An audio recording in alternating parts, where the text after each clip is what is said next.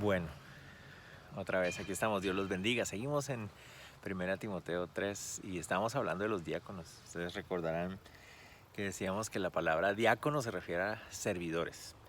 Hasta ahora hemos visto dos términos a través de los cuales podemos ver cómo funciona el orden en la iglesia. Vimos acerca de los obispos, que nosotros hoy los conocemos como pastores, episcopos, ¿verdad? Aquellos que se encargan de ver que todo esté funcionando bien dentro de la iglesia, pero también ahora vemos a los diáconos, y los diáconos son servidores, siervos. Y decíamos el día de ayer que Pablo dice que el que hace un buen trabajo de diácono está ganando un grado honroso, porque el Señor Jesucristo también nos dijo eso, que servir a los demás, servir a todos. Él decía, es lo más importante, él decía, ¿quién es el mayor? Sino aquel que sirve a los demás, el que sirve a todos. Entonces servir es un grado honroso. Entonces uno de los errores que se cometen es pensar que se trata de títulos, y no, son funciones. Y ser diácono, ser servidor es algo muy importante, y vimos que es tan importante que muchas de las características de los obispos es la misma que se espera de los diáconos también. Más adelante en Tito vamos a hablar acerca de los ancianos, que es otro término y otra función que encontramos dentro del orden de la iglesia. Pero hoy quisiera que nos enfocáramos en el versículo 11 que dejamos ayer un poco como pasamos por encima, y es el que tiene que ver con las mujeres. Dice: las mujeres asimismo sean honestas, no calumniadoras, sino sobrias, fieles en todo. Entonces aquí hay una gran pregunta. Muchos se preguntan si aquí se está refiriendo a mujeres diaconisas, porque ya había hablado acerca de lo que Dios espera del hombre y la mujer, pero aquí dentro de lo que está hablando de los diáconos, de repente habla acerca de las mujeres. Entonces está hablando de que hay mujeres diaconisas. Hay algunas personas que piensan que se refiere a las esposas de los diáconos.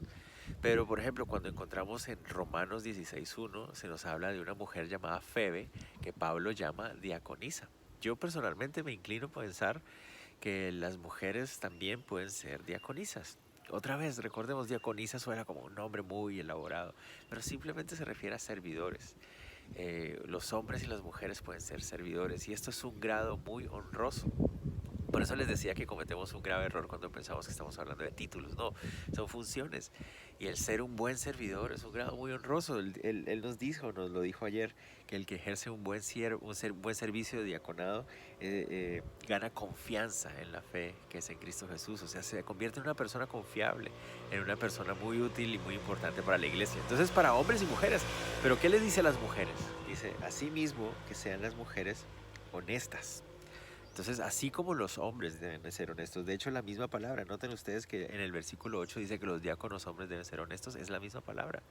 Se refiere a honorables, a personas respetuosas o respetables. Las mujeres también deben serlo de esa manera. Y Pablo nos dice qué es, qué no es ser honorable. O sea, qué es la diferencia, o qué es el contraste que nos muestra qué es no ser honorable. Entonces dice: honestas, no calumniadoras. Y aquí está una palabra muy interesante. La palabra que aparece en el griego original para calumniadoras es la palabra diabolo o diabolas, de donde viene diablo. Se refiere a la idea de una persona que miente, una persona que dice y habla mentiras, y la Biblia nos dice que el diablo es padre de toda mentira. Entonces una mujer que es una sierva del Señor se muestra honorable y respetuosa cuando habla la verdad, cuando no se involucra en chismes, cuando no se involucra en calumnias, cuando no se involucra en esta clase de actividades. Eso le habla ahí a las mujeres, sino que dice que en contraste son sobrias y fieles. Sobrias se refiere otra vez a la idea de tener una mente clara, una mente prudente, que sabe cuándo actuar, que sabe cuándo hablar dentro de ese contexto.